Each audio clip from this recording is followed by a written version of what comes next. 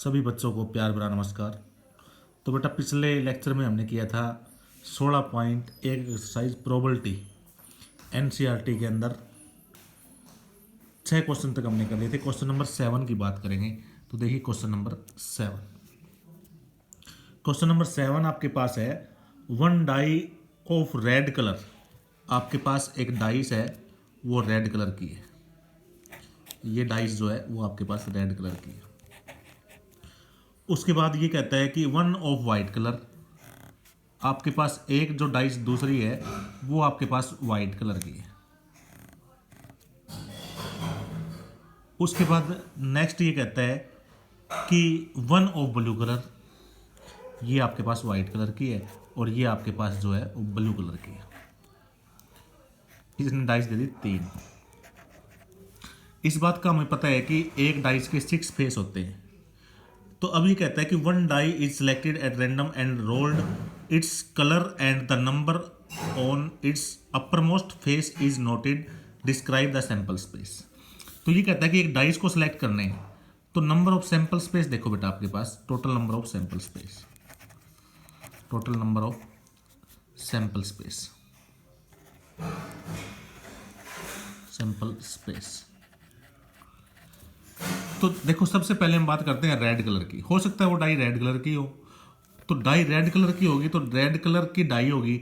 हो सकता है 1 आया हो सकता है R2 आया हो सकता है R3, हो सकता है R4, हो सकता है R5, हो सकता है R6। ये हमारे पास जो डाइस है वो रेड कलर की डाइस है, उसका सैंपल स्पेस आ चुके हैं। उसके बाद हो सकता है वाइट कलर की डाइस आई हो, 1 आया हो, W2, W3, W4 और W5 और W6। ये आपके पास वाइट कलर की डाइस है। उसके बाद बेटा ब्लू कलर की डाइस है, तो हो सकता है ब्लू कलर आया हो और 1 आया हो। तो इसी प्रकार B2, B3, B4, B5 और B6। तो ये आपके पास total number of sample space है यदि हम एक डाइस को सिलेक्ट करते हैं तो। उसके बाद क्वेश्चन नंबर 9 की बात करेंगे हम। क्वेश्चन नंबर 9 आपको क्या कहते हैं, a box contain 1 red and 3 identical. आपके पास एक बॉक्स है, ये जो आपके पास बॉक्स है इस प्रकार का है, नाइक कंपनी का है। ये आपके पास एक बॉक्स है, इसके अंदर एक रेड बॉल है, एक बॉल जो है वो रेड कलर की है। और उसके बाद ये कहता है कि आपके पास 3 जो बॉल है वो आपके पास वाइट कलर की है। वाइट कलर की 3 बॉल है, तो वाइट कलर की जो बॉल है वो 3 है और वो आइडेंटिकल बॉल है। तो बेटा आइडेंटिकल का मतलब देखिए यहाँ पर क्या है। आइडेंटिकल का मतलब होता है कि बिल्कुल सेम। आइडेंटिकल मतलब सेम टू सेम, कोई डिफरेंस नहीं।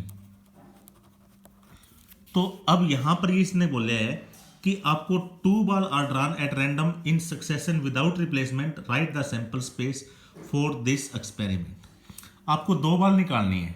अब 2 बॉल निकालनी है तो यहां पर विदाउट रिप्लेसमेंट का जो इफेक्ट पड़ेगा वो ये कहता है कि आपको बॉल एक एक करके निकालनी है।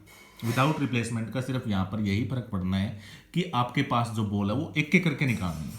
तो मुझे ये बताओ कि आपके पास हो सकता है बॉल वो आपके पास पहले रेड आई हो फिर वाइट आई हो। ये बात बिल्कुल ठीक है भाई, पहले रेड आ गई हो फिर वाइट आ गई हो। उसके बाद हो सकता है पहले वाइट आई हो और फिर रेड आई हो। उसके बाद हो सकता है दोनों बॉल ही वाइट आई हो। ये आपके पास total number of sample space है एक एक करके यदि हम 2 बॉल निकालते हैं तो।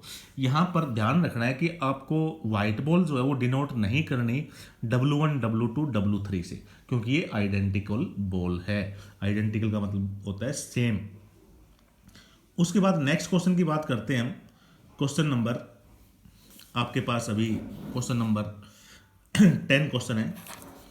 N experiment consist of tossing a coin and then throwing it second time if a head occur.